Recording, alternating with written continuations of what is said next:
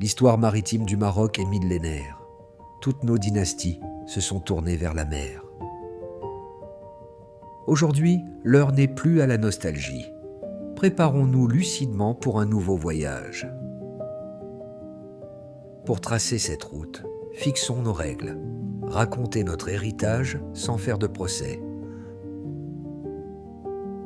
Parler la langue universelle des gens de mer et réveiller notre véritable mindset marin. Nous avons connu la belle époque.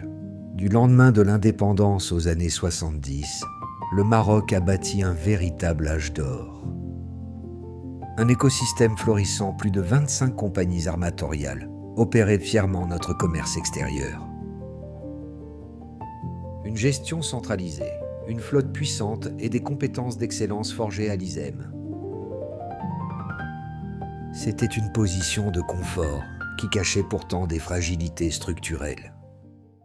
Cependant, la mondialisation a frappé comme une tempête et le Maroc n'était pas préparé. Notre flotte marchande s'est évaporée. Abandon des pavillons, perte cruelle de capacité nationale. Dans la panique, nous avons commandé des études à des cabinets étrangers. Comme si nous attendions d'eux des ordonnances toutes faites. Et nous nous sommes réfugiés derrière nos succès portuaires pour éviter de regarder l'absence de navires. Une fracture silencieuse s'est créée. Pour nos jeunes lauréats, la crise est devenue la seule norme. Mais retenons cette leçon. Poser un bâtard d'eau de fortune pour éviter le naufrage est une mesure d'urgence. L'urgence ne doit jamais devenir un destin ni être institutionnalisée. Libérons-nous-en. Le 6 novembre 2023, le cap est définitivement fixé au plus haut sommet de l'État, marquant ainsi le véritable départ de la Renaissance. توفير الخدمات والبنيات التحتية المرتبطة بالتنمية البشرية والاقتصادية وكذا تسهيل الربط بين مختلف مكونات الساحل الأطلسي وتوفير وسائل النقل ومحطات اللوجستيك بما في ذلك التفكير في تكوين أسطول بحري تجاري وطني قوي وتنافسي. Cette impulsion royale fait de la souveraineté maritime un impératif absolu. C'est notre point de départ. Pour tracer notre route, regardons Singapour, les Philippines, la Corée. Chacun a su capitaliser sur ses propres atouts. Avec Tanger Med, nos façades géostratégiques et nos flux vitaux, nous créerons le Moroccan Way. Notre stratégie va droit au but. Premier axe, l'agilité logistique. L'État n'a plus à s'endetter pour acheter massivement des navires.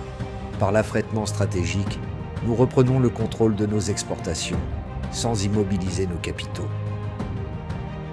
Deuxième, la flotte des 4 intérêts. Allier notre pavillon national de souveraineté à la puissance de navires sous pavillons internationaux. Troisième, fini l'approche médicale. Exigeons la haute performance opérationnelle. Guidons nos armateurs avec l'exigence du terrain. Quatrième, jouons en première division mondiale en appliquant rigoureusement les standards internationaux de sécurité de l'OMI.